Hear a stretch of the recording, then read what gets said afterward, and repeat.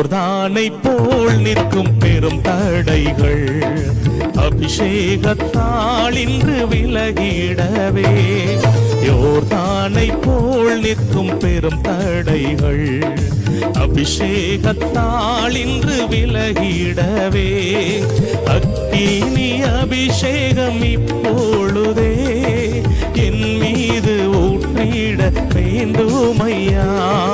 அக்கினி அபிஷேகம் இப்பொழுதே என் மீது ஊற்றிட வேண்டுமையா. எலியாவின் தேவனும் நீர்தானையாம், கருத்தாக ஜெபித்திட கிருபைத்தார். கரங்களை தட்டி சொல்லுவோம்.